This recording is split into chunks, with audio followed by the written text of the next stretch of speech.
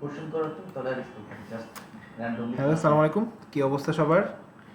আচ্ছা, এটা হচ্ছে মেনলি আমাদের অবজেক্ট ওরিয়েন্টেড প্রোগ্রামিংয়ের যে ক্লাসটা ছিল ওইটার আরেকটা রেকর্ডিং। কারণ টেকনিক্যাল কারণে আমাদের ওই দিনের ভিডিওটার রেকর্ডিংটা আসে নাই বা হয় নাই, তো এই কারণে ওটা স্ট্রিমেও নাই। আর যেহেতু এটা একটা ইম্পর্টেন্ট ক্লাস ছিল, অবজেক্ট ওরিয়েন্টেডটা যেহেতু একটা ইম্পর্টেন্ট কনসেপ্ট, আর হচ্ছে জিনিসটা অনেকেই ওই ক্লাসটা খুঁজতেছেন, তো এই জন্য আমি আজকে জাস্ট ওই দিন ক্লাসে যেই সব এক্সাম্পল দিছিলাম অবজেক্ট ওরিয়েন্টেড, যেভাবে স্ক্র্যাচ থেকে যে জিনিসগুলো বুঝিয়েছিলাম, যে স্টেপগুলো বুঝিয়েছিলাম, যে কোডটা করেছিলাম, ওই পুরো কোডটা রিক্রিয়েট করব with the examples that I said before. And হচ্ছে যেই জিনিসগুলা, যে টপিকগুলো নিয়ে কথা বলেছিলাম, যেভাবে জিনিসগুলো বুঝেছিলাম, চেষ্টা করবো সবগুলো কভার করতে, যতটুকু মনে আছে আমার ওটুকু চেষ্টা করব। তো তারপরে যদি কোনো কিছু বাদ যায়, আপনারা তো ক্লাস যারা করেছেন তারা তো এই ভিডিওটা দেখতেছেন প্র্যাকটিসের জন্য, তো কোনো কিছু যদি বাদ যেয়ে থাকে আপনারা প্লিজ নিচে কমেন্ট করে দিন। So let's start. ওকে, তো অবজেক্ট ওরিয়েন্টেড নিয়ে কথা বলার সময় আমরা ফার্স্ট যে জিনিসটা বলেছিলাম যে হোয়াট ইজ অবজেক্ট, এবং অবজেক্ট ওরিয়েন্টেড বিষয়টা অ্যাকচুয়ালি কী, অবজেক্ট ওরিয়েন্টেড বিষয়টা অ্যাকচুয়ালি আমাদের কী করে। আচ্ছা, এটা আমাদের ওই কোডটা ছিল, কোডটাকে আমি আপাতত অ্যাকচুয়ালি আমরা একটা নতুন ফাইল করি এটাকে, হ্যাঁ, কারণ আমাদের এই ফাইলটা তো অলরেডি আমি দিয়েও দিয়েছি, তো এটা নিয়ে আমাদের মাথা ব্যথা নাই। এটার জাস্ট একটা নতুন ভার্সন করি আমি, index2 নামে রাখি। এটাকে জাস্ট আমি বোঝানোর জন্য এই ফাইলটাকে ইউজ করতেছি, এটা আমি আর নতুন করে আপলোড করবো না, ইন্ডেক্সটা আপলোড করা আছে, ঠিক আছে। তো এখানে হচ্ছে আমি জাস্ট ওটাকে রেফারেন্স হিসেবে রাখলাম যাতে কোনো কিছু মিস না যায়। এটাকে আমি ডিলিট করে দিই, সব ব্ল্যাঙ্ক একটা স্ক্রিন থাকলো। তাইলে আমাদের এত যদি যাই, এখন আসতেছি আমি অবজেক্ট কোথায় কী বৃত্তান্ত, এখানে আমি আসতেছি। এটাকে জাস্ট একটা সেট আপটা করে নিই।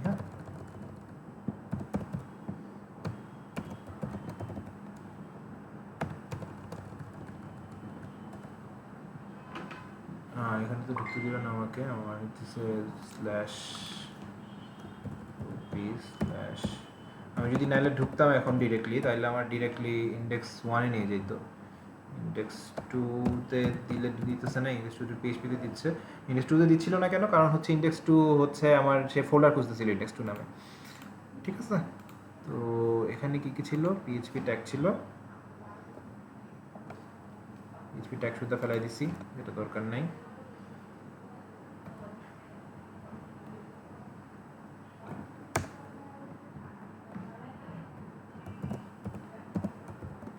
দিয়ে দিই ওপি, ঠিক আছে।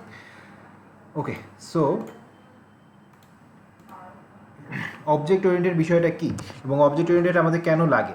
অবজেক্ট ওরিয়েন্টেড বেসিক্যালি যেটা করে সেটা হচ্ছে বিভিন্ন ধরনের ডাটাকে নিয়ে একটা ইনক্যাপসুলেশন টাইপের একটা ব্যাপার করে দেয়। ইনক্যাপসুলেশন টাইপের ব্যাপার বলতে কি, যে বিভিন্ন টাইপের ডাটা, আমরা এখন পর্যন্ত কী কী ধরনের ডাটা নিয়ে কাজ করেছি, আমরা কিছু স্ট্রিং টাইপ ডাটা নিয়ে কাজ করেছি, যেগুলো লেখা type data, text type data, অথবা আমরা কাজ করেছি কিছু নাম্বার টাইপ ডাটা নিয়ে, যে ইন্টিজার, ফ্লোট, যে এই টাইপ নাম্বার ডাটাগুলো নিয়ে।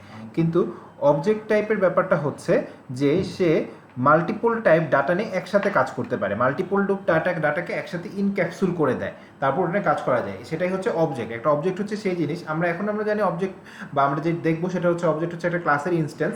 ক্লাসের ইনস্ট্যান্স ছাড়াও পরবর্তীতে যখন আমরা অন্যান্য দিকে জায়গাবো, অ্যাডভান্স লেভেলে কাজ করবো, ওই জায়গাতে অবজেক্ট দেখবো যে অবজেক্ট হচ্ছে list of data, list of multiple type of data. অ্যারের সাথে এটা ডিফারেন্সটা কি? অ্যারের সাথে ডিফারেন্সটা হচ্ছে অ্যারে কিন্তু একই টাইপের ডাটা রাখতে পারে। আপনি যখন এইজের একটা অ্যারে নিতেছেন বা একটা নেম অ্যারে নিচ্ছেন, আপনি কিন্তু সব নেম রাখতেছেন ওটার মধ্যে, বা সব এইজ রাখতেছেন ওইটার মধ্যে। কিন্তু অবজেক্ট টাইপ ডাটা হচ্ছে আপনি একই সাথে নেমও রাখতে পারবেন, অ্যারেও রাখতে পারবেন, ইভেন একটা অ্যারে থাকতে পারবে, একটা মানে মাল্টিপল টাইপ অফ থিংস একসাথে ইনক্যাপসুল করে দেয়। অবজেক্ট লেখার সিনট্যাক্সটা হচ্ছে এই টাইপের।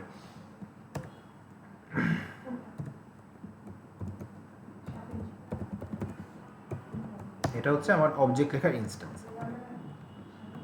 যে অবজেক্টের ভিতরে যেই টাইপের, এখানে আপনি স্ট্রিং রাখতে পারবেন, তারপর হচ্ছে কেন নিয়ে নিল এটা আগে, এটা জানি জানি না, তারপর হচ্ছে ইন্টিজার রাখতে পারবেন, তারপর ফ্লোট রাখতে পারবেন, একসাথে আপনি এই ধরনের সবগুলো ডাটাকে রাখতে পারবেন, এবং পরে এগুলোকে অ্যাক্সেস করতে পারবেন। কীভাবে অ্যাক্সেস করা যাবে, কীভাবে রাখা যাবে, সেই জিনিসগুলো আমরা দেখব। এটা হচ্ছে জাস্ট অবজেক্ট কীরকম হয় সেটার একটা বিষয়। এখন অবজেক্ট ওরিয়েন্টেড প্রোগ্রামিংটা কি? অবজেক্ট ওরিয়েন্টেড প্রোগ্রামিংটা হচ্ছে বেসিক্যালি আমাদের এই অবজেক্টকে নিয়ে প্রোগ্রামিং, যেটা বাংলা বললে যা হয়। তো এখানে যেটা হবে, আমরা একটা অবজেক্টকে নিয়ে কেন প্রোগ্রামিং করতে বা অবজেক্ট নিয়ে কেন কাজ করতে হয়, অবজেক্ট নিলে আমার সুবিধাটা কি মেনলি হচ্ছে, আমরা যেটা করব, আমরা প্রত্যেকটা অবজেক্টের জন্য একটা টেমপ্লেট বানাবো যেটাকে বলা হয় ক্লাস, এবং ওই ক্লাসের একটা ইনস্ট্যান্স বানাবো আমরা অবজেক্ট, ওইটা হবে ক্লাসের, অবজেক্টটা হবে ক্লাসের একটা কপি। ক্লাসের কপি কেন বা জিনিসটা কেন, এই জিনিসটা আমরা দেখি এখন, ঠিক আছে? সো আমরা একটা মনে করেন জিনিসটা কেন লাগতেছে আমাদের, এটা একটা ইম্পর্টেন্ট বিষয়, যে মনে করেন আপনি একটা স্টুডেন্ট ম্যানেজমেন্ট সিস্টেম বানাতে চান একটা স্কুলের জন্য। তো এখন যদি আপনি আমাদের কাছে এক্সিস্টিং যে ডাটাগুলো ছিল, ধরেন এই যে string type data, text type data বা নাম্বার টাইপ ডাটা, এগুলো নিয়ে যদি আপনি কাজ করতে চান, তখন আপনার কীরকমভাবে ডাটাগুলোকে রাখবেন আপনি? আপনার হচ্ছে একসাথে সব স্টুডেন্টের নেম রাখবেন, একসাথে সব টিচারের নেম রাখবেন, একসাথে সব স্টুডেন্টের জিপিএ রাখবেন, একসাথে সব স্টুডেন্টের এই কোয়ালিফিকেশন রাখবেন। তো এই জিনিসগুলো পরে যখন কোন স্টুডেন্টের জন্য কোন কোয়ালিফিকেশন, কোন টিচারের জন্য কোন নেম, কোন টিচারের স্যালারি কোনটা, এরকমভাবে অ্যাক্সেস করা কিন্তু খুব টাফ।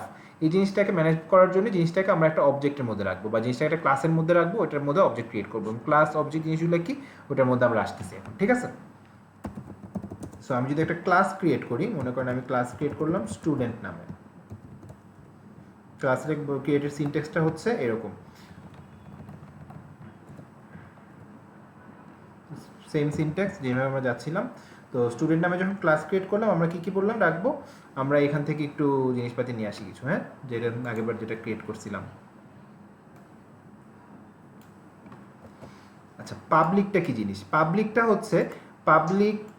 হচ্ছে একটা অ্যাক্সেস টাইপ।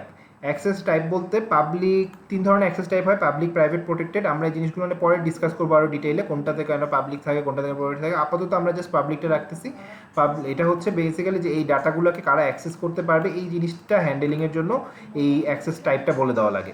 তো এটা নিয়ে আমরা ডিটেইলে পরে কথা বলবো, আগে আমরা জিনিসটা দেখি। তো এখন যেটা হচ্ছে, মনে করেন আমি নেম দিলাম কবির, এজ দিলাম 23, 24, স্পেসিফিকেশন দিলাম, এই বেশি বড় দিয়ে দিচ্ছি, তাহলে স্পেসিফিক কোয়ালিফিকেশন আর কি, এই দিলাম 17, কোয়ালিফিকেশন দিলাম মনে করেন কী দেওয়া যায় কোয়ালিফিকেশন, মানে ক্লাস 10, কি দিয়ে চাই না।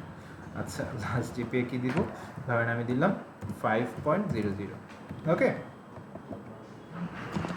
তো এখন যেটা হবে, এখন যদি আমি এখানে একটা ভ্যারিয়েবল নেই স্টুডেন্ট নামে, স্টুডেন্ট 1 নামে নিলাম মনে করেন, এবং এটার মধ্যে আমি বলি নিউ স্টুডেন্ট, এটার মানে কি হচ্ছে, এটা আমি ফেলাই দিই। এটার মানে হচ্ছে সে স্টুডেন্ট ক্লাসের একটা কপি ক্রিয়েট করতেছে স্টুডেন্ট 1 এর মধ্যে। কেমনে কপি ক্রিয়েট হচ্ছে এটা যদি আমি দেখতে চাই, এই দেখেন, আমি যদি এখন বলি ইকো স্টুডেন্ট 1 নেম, তাহলে দেখি কি দেখায়, কবির, দেখছেন? এখন মনে করেন আমি স্টুডেন্ট 1 এর নেমটা চেঞ্জ করব, তাহলে কি করতে হবে, এই ধরেন আমি স্টুডেন্ট 1 এর নেমটা চেঞ্জ করব, আমি এখানে দিলাম student 1 name equal to submit, এরপরে আমি আবার ইকো করি এটাকে, হ্যাঁ, চেক করার জন্য নেমটা কি ঠিকমতো চেঞ্জ হইল কিনা।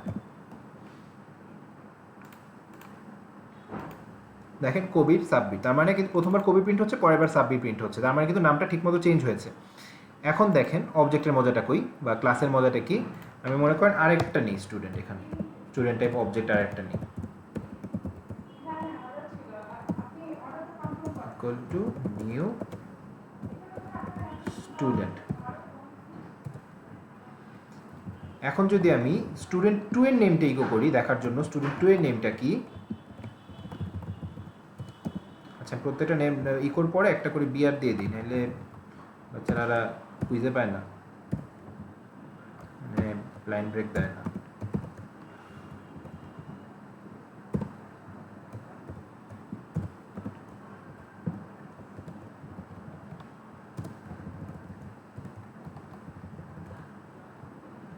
এখানে কেন দিলাম, এখানে তো ইকো করি নেই, দিয়ে দিছি ভুলে যাই।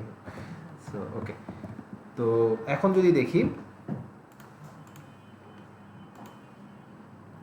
দেখেন স্টুডেন্ট 2 এর নেম কিন্তু কবির দেখাচ্ছে, তার মানে স্টুডেন্ট 1 এর মধ্যে স্টুডেন্টের একটা কপি ক্রিয়েট হচ্ছে, তারপরে আমি ওই কপিটার মধ্যে নাম চেঞ্জ করে দিচ্ছি, কিন্তু নামটা কিন্তু স্টুডেন্ট 1 এর মধ্যে চেঞ্জ হচ্ছে, স্টুডেন্ট 2 এর মধ্যে চেঞ্জ হচ্ছে না, বা এই জায়গায় চেঞ্জ হচ্ছে না। কারণ যখন আমি স্টুডেন্ট 2 এর একটা কপি করলাম, এটা কিন্তু এটার একটা ইনস্ট্যান্স ক্রিয়েট করতেছে, কিন্তু এই জায়গায় যখন আমি চেঞ্জ করতেছি সেটা খালি স্টুডেন্ট 1 এ চেঞ্জ করতেছে। এটা বেসিক্যালি আমি যদি ক্লাস আর অবজেক্টের ব্যাপারটা বলতে চাই, এটা মনে করেন ক্লাসটা হচ্ছে আপনার সমুদ্র, এবং এখানে হচ্ছে স্টুডেন্ট 1 এক বালতি পানি, স্টুডেন্ট 2 এক বালতি পানি। আমি এখানে এই বালতি পানিটা নিয়ে কই নিয়ে কী করবো সেটা আমার ব্যাপার, এই বালতি পানি নিয়ে আমি কই নিয়ে এটাতে আমি লবণ বানাবো, এটা আমার অ্যাকোয়ারিয়ামে রাখবো, কিন্তু আমার সমুদ্র কিন্তু চেঞ্জ হচ্ছে না, সমুদ্রের পানি সমুদ্রের পানির মতোই থাকতেছে। আবার যখন আমি এখানে একটা বালতি নিয়ে চেঞ্জ করতেছি, এটা কিন্তু এই বালতির পানির মতো কোনো ইফেক্ট ফেলতেছে না। সো এটাই হচ্ছে অবজেক্টের মেইন সুবিধাটা, আমি একটা টেমপ্লেট রেখে আমি ওইটার মধ্যে থেকে নিয়ে অবজেক্টের ইনস্ট্যান্স ক্রিয়েট করে করে যত খুশি মডিফিকেশন করতে পারবো। তারপরে হচ্ছে ওইটার মধ্যে আমি জাস্ট একটা ইনস্ট্যান্সকে নিয়ে কাজ করে আমার মেইন টেমপ্লেটটারে আমি ঠিক রেখে এই যে কোনো মাল্টিপল ইনস্ট্যান্সে বা ইনস্ট্যান্সগুলোর মধ্যে কাজ করতে পারবো। এটাই হচ্ছে অবজেক্টের মেইন সুবিধাটা। ঠিক আছে, এখন দেখেন যে বিষয়টা, এটা যদি আমার একটা ডাটাবেস সিস্টেম হয়, যেখানে আমার স্টুডেন্ট একটা ডাটাবেস টেবিল বা স্টুডেন্ট একটা ডাটাবেস আছে, সেখান থেকে আমি স্টুডেন্ট 1 ইনস্ট্যান্স নিতেছি, স্টুডেন্ট 2 ইনস্ট্যান্স বা মাল্টিপল যতটা লাগবে যতগুলো স্টুডেন্টে করতেছি, তো তাদের ডিফল্ট নেম কোভিড থাকতেছে, আমি চেঞ্জ করে নিতেছি, ডিফল্ট নেম ডিফল্ট এজ থাকতেছে, এটা চেঞ্জ করে নিচ্ছি। তো এটা তো আসলে দরকার নাই। আমি যদি এটাকে ফাঁকা রাখি, যে এরকম নেম এজ কিছু থাকবে না,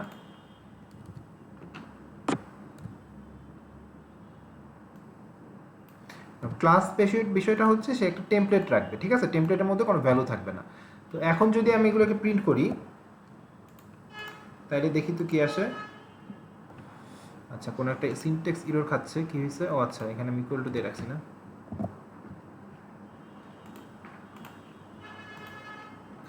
খালি সাবমিট দেখাচ্ছে যারা রাস্তার মধ্যে, কিন্তু সাবমিট কোত্থেকে আসলো?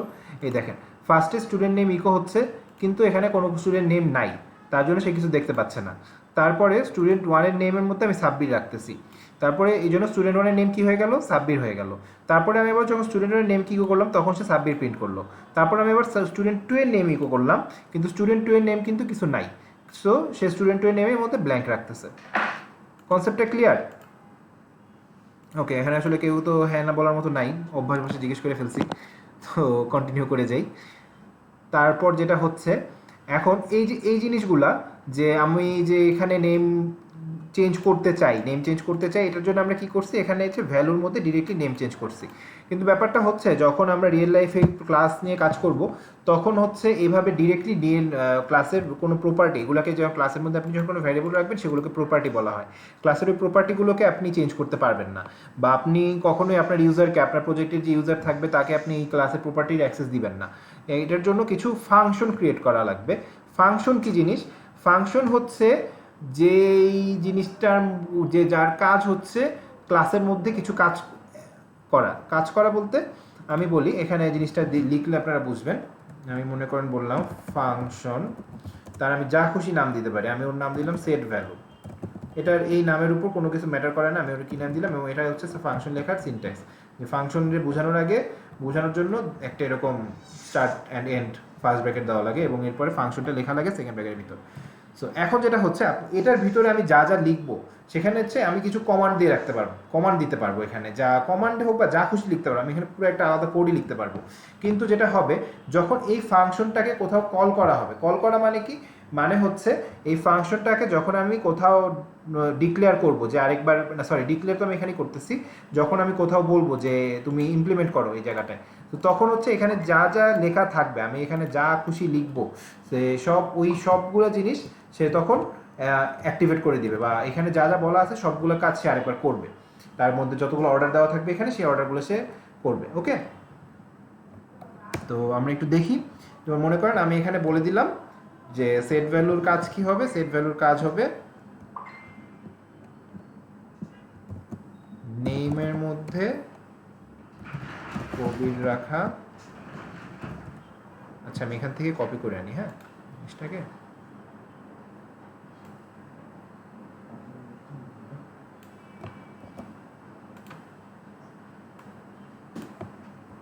এই অবস্থা এখন।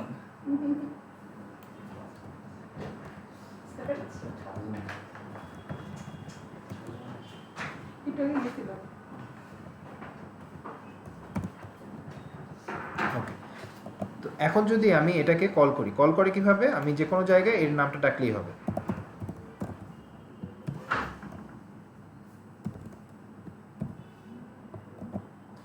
দেখেন সে ইরোর দিতেছে কেন? কারণ সে এখানে পুরো ইনস্ট্যান্সের মধ্যে এই জিনিসটা আমি কোথাও কিছু নাই।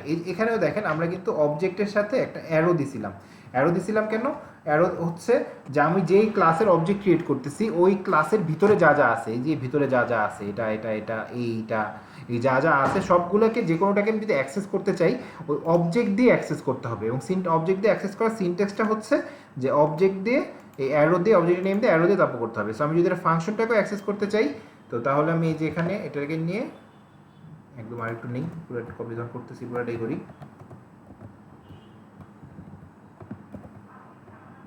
নিয়ে এটা করতে হবে। এখন দেখেন আমি এখানে কিছু দিয়ে দিই, এখান থেকে মনে হয় করা আছে, এই কয়েকটা জিনিস আমি কপি করে নিয়ে যাই। হ্যাঁ, এগুলো কিছু দেখেন না এখনো, যদি আপনারা আগের ক্লাস না করে থাকেন, এগুলোতে আমরা আস্তে আস্তে যাবো, এটাকে আমরা বানাচ্ছি আস্তে আস্তে। হ্যাঁ, মনে করেন ওগুলো কিছু নাই। আচ্ছা চলেন দেখি এখন কি আসে।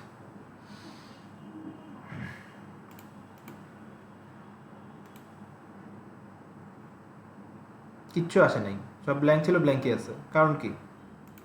এই দেখেন এখানে সেইগুলো কিন্তু অলরেডি আমার সিনট্যাক্সটা হাইলাইটের কারণে, আমার এই যে প্রিটিআর বিউটিফায়ার যেটাই হোক বা পিএইচপি সিনট্যাক্স হাইলাইটিং যেটাই হোক, ওটার কারণে সে এখানে বলে দিতেছে যে এইগুলো কিন্তু সে চিনে না, এগুলোর মধ্যে কোনো কাজ হচ্ছে না, ডিসেবল হয়ে আছে।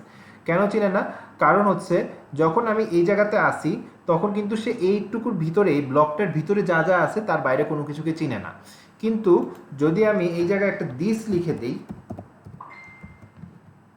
এটার মানে হচ্ছে তখন তাকে আমি বলতেছি যে তুমি কিন্তু খালি জায়গায় নাই ভাই, তুমি হইতেছে একটা ক্লাসের মধ্যে আসো এবং এই যে দেখো দিস দিয়ে তুমি যদি খুঁজো এই ক্লাসের একটা এই নেম নামে একটা প্রপার্টি পাবা তুমি। সো দিস মানে হচ্ছে যে আমি যখন কোনো ক্লাসের ভিতরে থেকে কোনো অবজেক্ট, কোনো একটা ফাংশন রাখতেছি বা কোনো একটা ব্লকের মধ্যে কোনো অবজেক্ট ফাংশন ক্রিয়েট করতেছি, একটা ইন্টারনাল ব্লক ক্রিয়েট করতেছি, ওই ব্লক ভিতরের ব্লকের মধ্যে দিস ক্রিয়েট করা মানে হচ্ছে সে মাস্টার ব্লকের যে এই জিনিসগুলো আছে ওগুলোকে দিস দিয়ে অ্যাক্সেস করতে পারবে। ঠিক আছে? তো এখন আমি এই দিস নেমটা হচ্ছে এই নেমটাকে মধ্যে এই নেমটার মধ্যে এই ভ্যালুটা দিতে পারবে, যেভাবে আমরা ডিরেক্টলি তখন দিছিলাম ওইটার বদলে জাস্ট এটা থাকবে। ঠিক আছে? তো এটাকে এখন আমি পুরোপুরি দেই।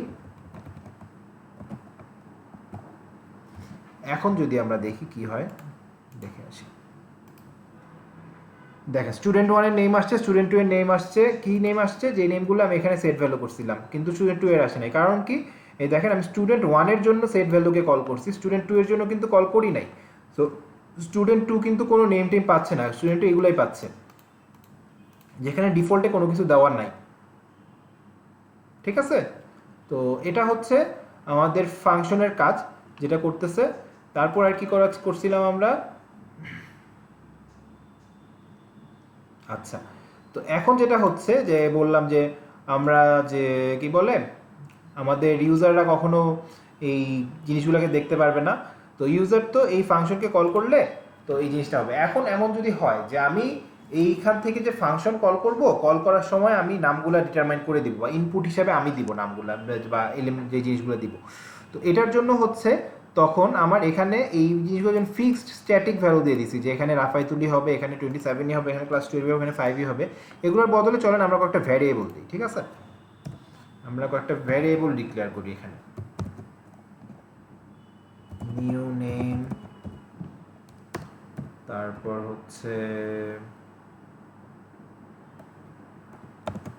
এই নিউ এজ, এই এইজও দিতে পারি, কারণ এই এজ আর ওই দিস ডট এজ আর শুধু এজ একই জিনিস হবে না। নিউ কোয়ালিফিকেশন, শুধু শুধু লিখতেছি কষ্ট করে, আসলে আমার জিনিস আছে, টাইম বাঁচাই আমি একটু, আপনারা বাকি কোনো কিছু দেখেন না, আমি জাস্ট হইতেছে এটা নিয়ে আসতেছি।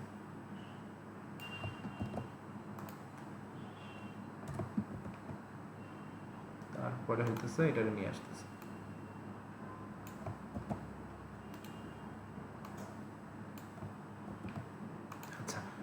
তো এখন যেটা হচ্ছে অনেকগুলো এরর দিতেছে, এগুলোর জন্য সিনট্যাক্স ঠিক করা লাগবে, এটার আগে পাবলিক টাবলিক দেওয়া লাগবে মনে হয়, বা কিছু স্ট্রিং টুং বলে দেওয়া লাগবে। যাই হোক, ওগুলোতে আমি এখন না যাই, কেন এখানে এরর দিতেছে ওগুলো আমরা দেখতে পারি। আচ্ছা দেখি এটার পাবলিক দিলে কি করে।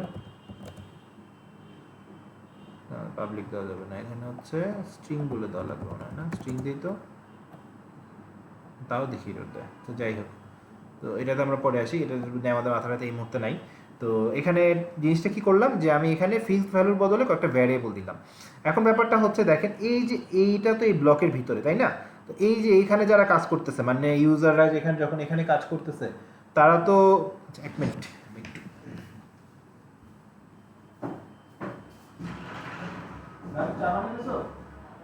হ্যাঁ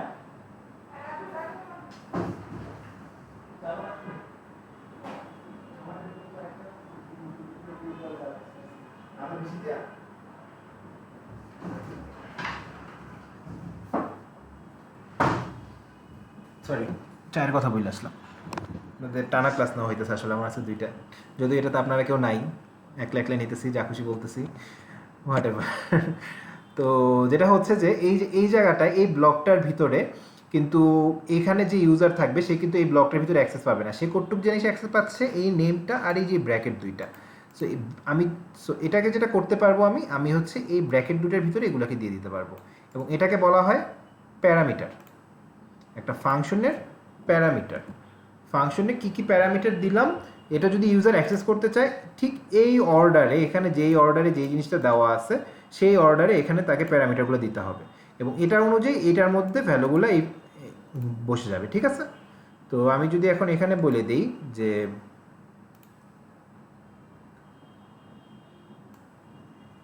সময় বাঁচাচ্ছি, বুঝছেন, বারবার একই জিনিস করার থেকে।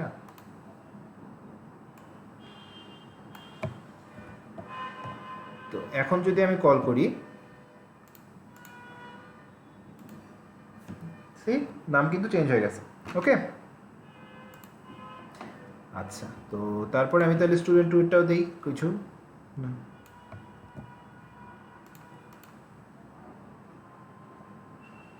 এখানে দেওয়া যায় না, এখানে কেন আসছে, এটা দেবো।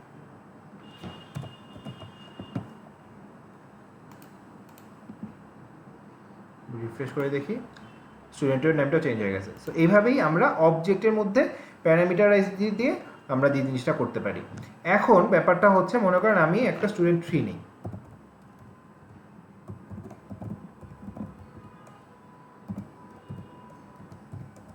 এটাও তো কপি করতে পারতাম, আচ্ছা লিখেই ফেলছি, আর কি করতাম, লিখে ফেলছি যেহেতু। তো একটা স্টুডেন্ট 3 নিলাম।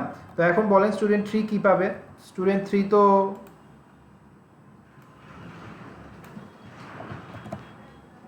যদি দেই,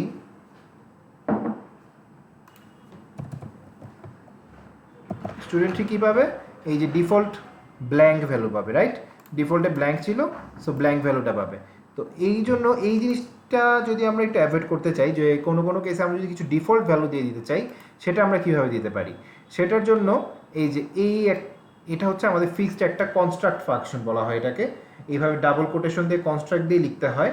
এটা যদি দেওয়া হয়, এটার মধ্যে যে জিনিসটা থাকবে, মনে আছে আগের বার যখন আমরা সেট ভ্যালুসের মধ্যে কিছু ভ্যালু দিয়ে রাখছিলাম, তখন আমার এখানে ওটাকে কল করা লাগছিল, বা এখনও যখন আমি কোনো কিছু বানাচ্ছি তখন আমার এগুলোকে কল করা লাগতেছে। তো কনস্ট্রাক্ট যখন থাকবে, কনস্ট্রাক্ট ফাংশনটা কোনো কিছু কল না করলেও বাই ডিফল্ট যখন অবজেক্ট ক্রিয়েট হয় তখন ওখানের মধ্যে ওটার সাথে ক্রিয়েট হয়ে যায়। আমি যখন এখন এটা দেই, তারপরে আমি যদি এখন রিফ্রেশ করি, দেখেন স্টুডেন্ট নেম রাফেজুল, কারণ এখন বাই ডিফল্ট যখন অবজেক্ট ক্রিয়েট হচ্ছে, কনস্ট্রাক্টে যা আছে ভ্যালুগুলো ওই অনুযায়ী ভ্যালু দিয়ে সে হচ্ছে অবজেক্টে ক্রিয়েট করে নেবে। এটা হচ্ছে কনস্ট্রাক্টের একটা প্রপার্টি, যে কনস্ট্রাক্ট দিয়ে ফিক্সড ভ্যালু দেওয়া যায়। এখন মনে করেন যদি আমার কনস্ট্রাক্টের মধ্যে এইরকম প্যারামিটার থাকতো, তখন দেখেন আমি কিন্তু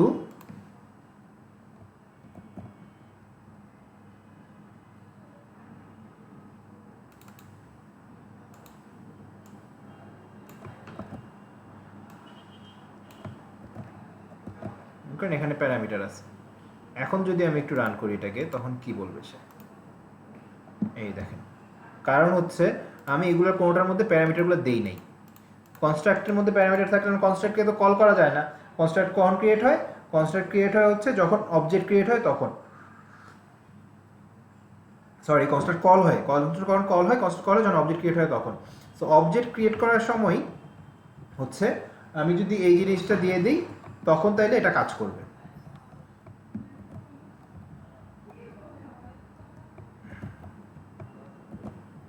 এগুলোকে আমি একটু কমেন্ট করে দিই। এখানে আমি আরিফুল 1, আরিফুল 2, আরিফুল 3 দিলাম, ঠিক আছে, যাতে নাম বোঝা যায়। এখন দেখি তো কি অবস্থা হইলো। সো কনস্ট্রাক্ট কখন প্যারামিটারাইজ থাকবে, কখন প্যারামিটারাইজ থাকবে না, বিষয়টা হচ্ছে যে যখন আপনি কিছু বানাইতে চাবেন যেটার মধ্যে আপনি চাবেন যে বানানোর সময় ডিফল্ট ভ্যালু থাকতেই হবে, যাতে ইউজার যাতে বানানোর সময় ডিফল্ট ভ্যালু দিয়ে দেয়, তখন আপনি এরকম একটা প্যারামিটারাইজ কনস্ট্রাক্ট রাখতে পারেন। সেক্ষেত্রে তখন ইউজার এটাকে না দিয়ে এটা বানাইতে কোনো অবজেক্ট ডিক্লেয়ার করতে পারবে না। সো আমার মনে হয় বেসিক্যালি এখানে যা যা আছে আমরা সবগুলোই কভার করে ফেলছি। তো এই জিনিসগুলোই আমরা লাস্ট ক্লাসে করছিলাম, লাস্ট ক্লাসে বলছিলাম, তখন আরও কোশ্চেন আনসার ছিল, আরও অনেক কিছু কথা হয়েছিল মেবি। সো মেবি আমি কোনো ইম্পর্টেন্ট কিছু বাদ দিই নাই। যদি কোনো ইম্পর্টেন্ট কিছু আপনাদের মনে হয় বাদ পড়ছে, আপনারা যারা লাস্ট ক্লাসে দেখছেন, please let me no and comment, ঠিক আছে? ওকে, তাহলে দেখা হবে ইনশাল্লাহ আবার। আজকের মতো আল্লাহ হাফিজ।